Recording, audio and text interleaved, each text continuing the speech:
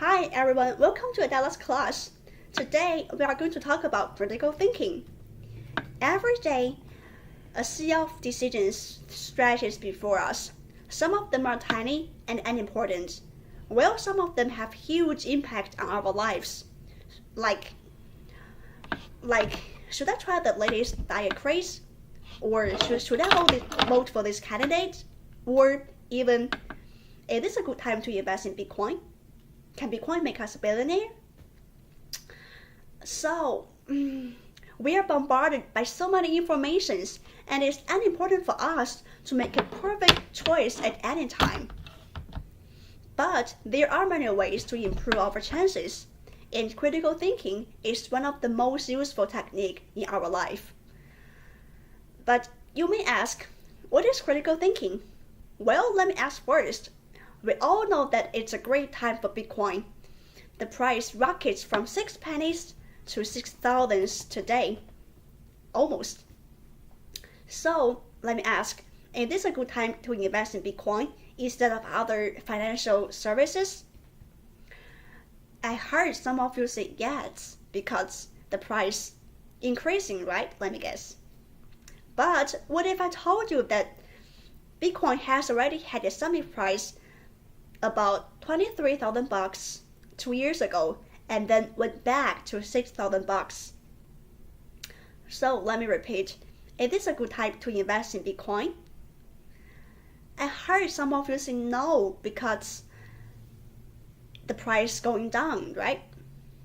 But let me tell you, your decision is based on the fact that I told you before.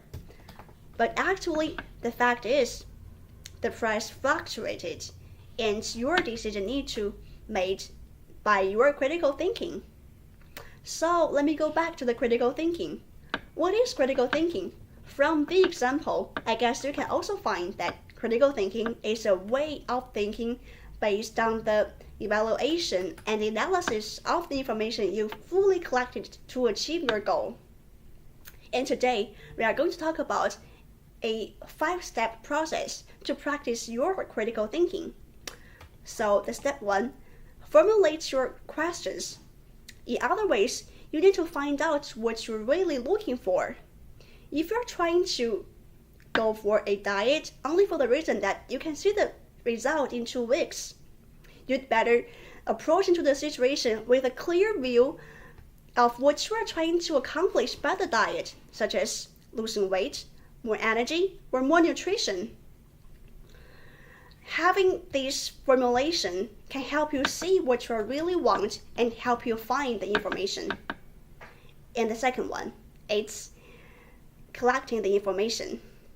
There are lots of out there, so having a clear idea can help you decide what information is relevant. Like if you are going to try the diet for the reason that you want to lose weight, you can go for a doctor to ask his or her advice or seek other people's testimonies. This process can help you decide which options can fit your decision or fit your own need. And the second step is applying the information.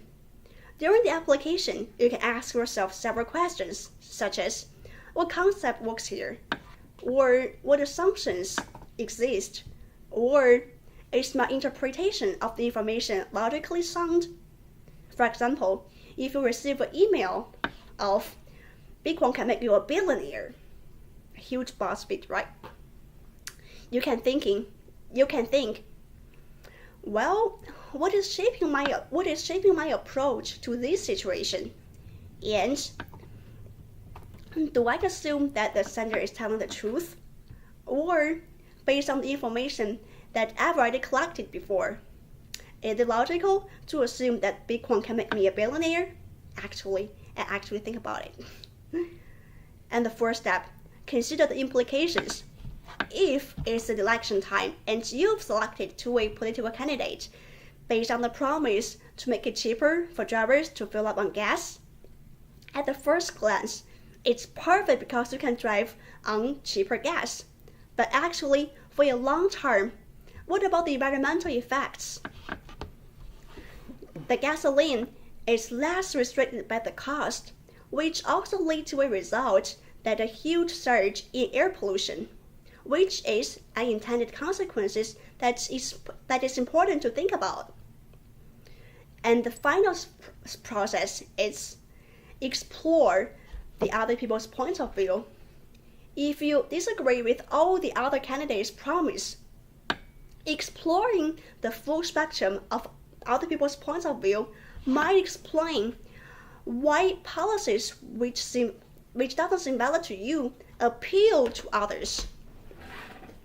You see, the evaluation and the consideration process can help you evaluate your own choices, explore the alternatives, and help you make a more informed decisions. This 5-step process is just one tool, and it won't eradicate any difficult decisions from your life. But actually, it can help us increase the number of positive choices in our lives. Critical thinking is a tool that can help us find a way to sift through the sea of information and help us find what we're actually looking for. It has power to make this world a more reasonable place. If you have any question, please contact me and I will be more than glad to answer. Thank you.